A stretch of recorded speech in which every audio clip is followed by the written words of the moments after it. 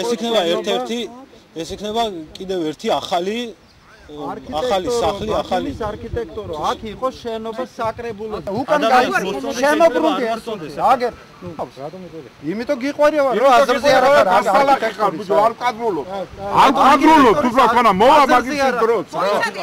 ხურიდან მარათა მოგანთხევ ჩემი ქალაქის დაწიოკებაში. ბათუმის მთავარი არქიტექტორი დავით ზოიძე ბულვარში შეკრებილი საზოგადოების ერთმა ნაწილმა ქალაქის განადგურებაში დაადანაშაულა. ბათუმის ბულვარში, რომელიც კულტურული მემკვიდრეობის ძეგლია, ასწლოვანი ხეები ამოიძირკვა და განადგურდა. ტერიტორია ლითონის კონსტრუქციით შემოისაზღვრა და მშენებლობის სამზადისი დაიწყო. უკვე 10 დღეა ბათუმელების მთავრობის გადაწყვეტილებას აქციებით აპროტესტებენ. აქციებში მონაწილეობას პოლიტიკოსები, არასამთავრობო ორგანიზაციის წარმომადგენლები და ჟურნალისტები ღებულობენ.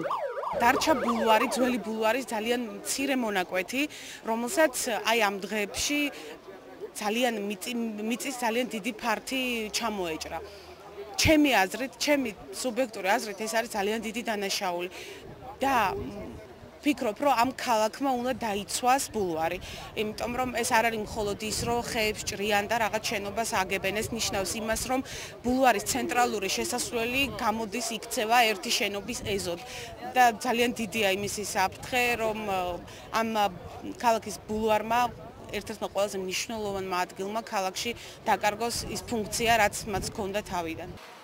ბულვარში ლითონის კონსტრუქცია 18 აპრილს გაჩნდა. ტერიტორიის შემოსაზღვრის მიზეზის გარკვევა ჟურნალისტები უშედეგოდ ცდილობდნენ. კითხვაზე რატომ იძირკვებოდა ხეები ბულვარში და რაც შენდებოდა მის ტერიტორიაზე, 6 დღის განმავლობაში 25 არხმა პასუხი ვერც ერთი საჯარო სამსახურიდან ვერ მოიპოვა. ქალაქის მერიის, ეკონომიკის სამინისტროს და აჭარის მთავრობის დუმილის პარალელურად ბულვარში აქციები იმართებოდა. ბათუმელები ბულვარის გადარჩენას ითხოვდნენ.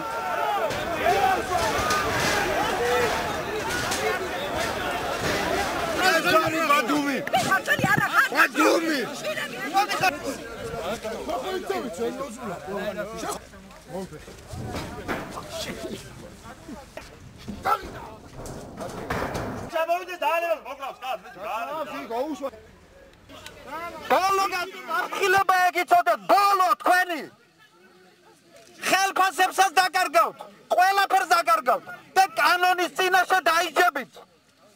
სხვა მთავრობის ხელში იცოდეთ. ბულვარში მიმდინარე აქციების პარალელურად აჭარის მთავრობის თავმჯდომარე, ქალაქის მერი და აჭარის ჯანდაცვის მინისტრი ბათუმში ერთ-ერთი საავადმყოფოს მშენებლობას ეცნობოდნენ. ეკონომიკისა და მდგრადი განვითარების მინისტრი კი დელეგაციასთან ერთად ბათუმს ათვალიერებდა. ხობალიამ ჟურნალისტების კითხვა უპასუხოდ დატოვა. კომენტარის ჩაწერა მათნეს გადამღებმა ჯგუფმა აჭარის მთავრობასთან მოახერხა. თუ მოიკითხავთ და მოგცემთ შესაბამის საბუთებს, დარწმუნდებით, რომ ყველაფერი კანონის სარწმუნოა. ამ შელობა კალბატონო ახლა გეკითხეუნებით მარტივად, რომ რაც ჭირდება, ყველაფერი შესაბამისი ნებართვა აკაცემული და ობიექტის შენდება ყველანაირი ნორმის დაცვით. და განათლების სამინისტროში გითხეს ანუ ვინც გასცემს ამ ნებართვას. როდის გითხეს? გუშინ საღამოს. დღეს გუშინ დასვენების დღე იყო. დღეს მიდით, მიმართეთ და მოგცემენ ინფორმაციას. ანუ ნებართვა გასცემული. არ ვიცი კალბატონო, იმიტომ მე ვიცი რაც ხდება. რაც არის ყველაფერი ნებართვის კანონის დაცვით ხდება. და უფრო მეც გეტყვით. ყველა ოპოზიციურ პარტიამ თუ ხარს დაგვიჭირს და ყველა ბათუმში უკანონო მშენებლობაზე ასეთ აქციას გამართავს. გამონაკლისის შენობა.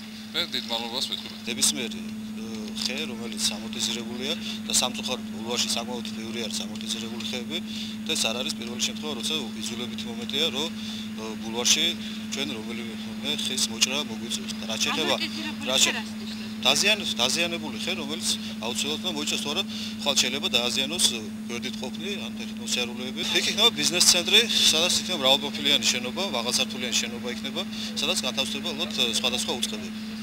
სახელმწიფო შენობა იქნება. გამოჭირკო კარგია. არა, კარგი, მაგრამ სადა 100,000 ხე რო დაირგვება და ერთი ხე ამოიძირკვება იმაზე, რომ შექმნით ამიც, ის არ პრობლემა. რამდენი ხე დაირგვა ამ 7 წელიწადში თუ მოიკითხავთ, ბევრ საინტერესო ინფორმაციას გაიგებთ. ეს არ არის პრობლემა ბულვარში 130 წლოვანი ხეები რო გაიჭრა. ხეები არა, იქ ერთია საუბარი. არა, ერთი ხე რამდენიმე. რა თქმა უნდა, რა, ჯერ ერთი გადარგვა შეიძლება, ამოღება შეიძლება და ახლის დარგვა და დარგულია 100,000 ხე. შეგიძლიათ მოიკითხოთ და მიიღოთ ინფორმაცია და უბრალოდ პროტესტის მიზეზს ვერ ხვდები. თუ ჩვენ სასტუმრო არ გვინდა ავაშენოთ, არ გვინდა განვითარება, მაშინ ეს უკვე სხვა თემა. ანუ ბულვარში სასტუმრო რამდენად მიზანი შეწყვეტა? ბულვარი არ არის, ეს არის ბულვარის იქვე მდებარეობს ორი სასტუმრო და თუ კუთხეშიც მოთავსდება, მაგაში მე პრობლემას ვერ ვხედავ. აი აქ ბულვარში მინისტრი ყავს ახლა ჩამოსული და თუ გაინტერესებს საფრანგეთის თემაზე, მაშინ გიყვარს ეხება თუ შეიძლება რა. ეს კომენტარები 25 აპრილსაა ჩაწერილი. მაშინ როცა ლევან ვარშალომიძე ირწმუნებოდა, რომ მშენებლობა კანონიერი იყო, აჭარის კულტურული მემკვიდრეობის და ძეგლთა დაცვის სააგენტოში იმაზე მსჯელობდნენ, გაიცათ თუ არა ბულვარის ტერიტორიაზე მრავალფუნქციური შენობის აგების ნებართვა. სააგენტოს ნებართვის გამცემის საბჭოს ერთ-ერთი წევრი არქიტექტორი გია რამიშვილია, რომელიც სახელდახელოდ შეკრებილი კომისიის სხდომაზე არ მიიწვიეს. იმსჯელა ამასთან დაკავშირებით სააგენტო მიიღო გადაწყვეტილება, როგორც თქვენით ეს ხდება, საბჭო იღებს ამასთან დაკავშირებით გადაწყვეტილებას.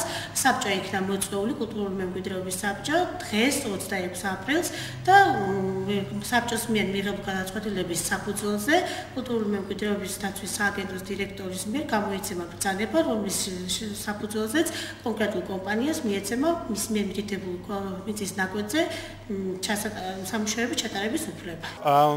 პარკს ძეგლის სტატუსის გარდა გარკვეული სტატუსი მინიჭებული ქალაქის ზონირების მიხედვით. ეს არის სარეკრეაციო ზონა. სარეკრეაციო ზონა თავისთავში გულისხმობს ისეთი ობიექტების მშენებლობას, რომელიც რეკრეაციას, ანუ დასვენებას უწყობს ხელს. და დამერწმუნეთ, რომ არც ოფისი და არც სასტუმრო არანაირად არ არის კავშირში სარეკრეაციო ზონაში. ნებისმიერი სხვა ადგილი არის მისაღები ასეთი ობიექტის მშენებლობისთვის. ამდენად ეს ჩემთვის არის ძალიან მარტივად გასარკვევი ობიექტი. თუ ქალაქის თვითმმართველობა ღებულობდა ზონირებას და არქმევდა ამას აძლევდა თავის ზონას და აძლევდა თავის სტატუსს, ახლა ამ სტატუსს, კანონიერ სტატუსს დაცვა ჭირდება ელემენტარულად. 4500 კვადრატული მეტრი ფართობი, რომელიც 19 აპრილამდე ბათუმს ეკუთვნოდა ეკონომიკის სამინისტრომ, საქართველოს რკინიგზას აჩუქა. საქართველოს რკინიგზამ კი ბულვარი მის შვილობილ კომპანიას Railway Property Management-ს გადასცა. სწორედ ეს უკანასკნელი აშენებს მრავალფუნქციურ შენობას ბულვარის ცენტრში. აჭარის ეკონომიკის სამინისტროს მიერ გაჩუქებული ტერიტორია 1884 წელს ბათუმელმა მოქალაქეებმა რუსი ოფიცრის ქვრივისგან შეიწყიდეს. სამოქალაქო პროტესტი გრძელდება. შეხვედრის ადგილი უცვლელია ბათუმის ბულვარის ცენტრალური შესასვლელი.